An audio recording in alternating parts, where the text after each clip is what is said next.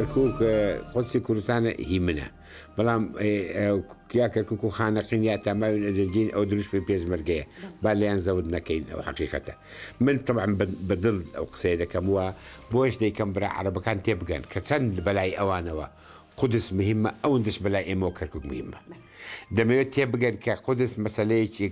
مسألة كذا مساومة لناكري كركوش مسألة كمساومة لناكري دميت يبقى سند لاي أوان قدس مقدسة أو ندش لاي إما كركوك مقدسة بو أويك هشيار ببنا وبرا عرب كان مان واتنا جن كركوك مسألة بدو قصي خوشو يا بدو دسكوتي أولا دستي لي هذا جري مسألة قابلي دست لي هالقرتنية كركوك ناوتكي لجبل حمرين بولاوة ناوتيكا كردستان حتى أو عرباني بوي هاتون زورني بوي هاتون مثلا كونترين عشيرتي عربي عشيرتي عبيدة لأن بقرني نوزدهم بوي هاتوه كباش أوانا لغربي ديز لدجان شمر لجزيرة دركران لجزيرة عربي هاتن أوانا راونا هاتنا منطقة عزم لعزم عشيرتي عنزا قبولي نكردن راويان هاتنا حويجة كرد قبولي كردن أو وقتها أو جاية أو حويجة زستانا هواري إسماعيل عزيري وداود أبو أوان قلت الإسلام نو ليان قوما وشتوا قبول يان كردن بلان بوين قبول نكردن بين ولاتك كتعريب كان بوين ببنها ولاتي لكردستان وعبيد وابون يعني زماني أول حكومة الشيخ محمودي نمرة كوملك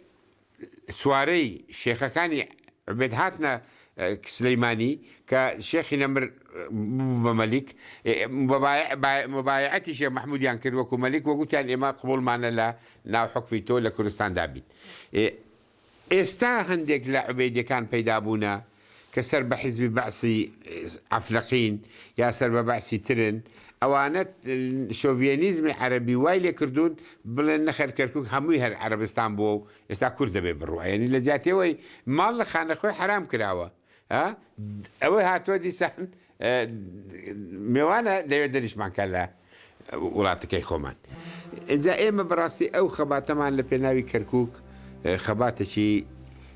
مقدسه ولازم هم كستيبقا كيما ناتوانين دستي لها القرين ديار حموي شائمة كركوك قدسي خومانا لهر بوستك بمن حولي بودا دم لبيرش النتي أمن بأصل كركوكيم لمروي بأصل كركوكيم أو أم زعلتو مو كركوك ما تشي طالباني شيخي تشي لبيشاك ورا برو فاتح أجلس القبر بابي لجورت بخوينا من فعل بابي لجورت كم لوين أستراوا قلت مباشرة شو فاتح حاكم لسه قبرك يا إخوان يعني أمن بالنسبة منوا كركوك هم شتشي اجتماعية هم شخصية يعني دوش التكلاوة بإنجليزي بيدلين هوم تاون شاري مال الشعر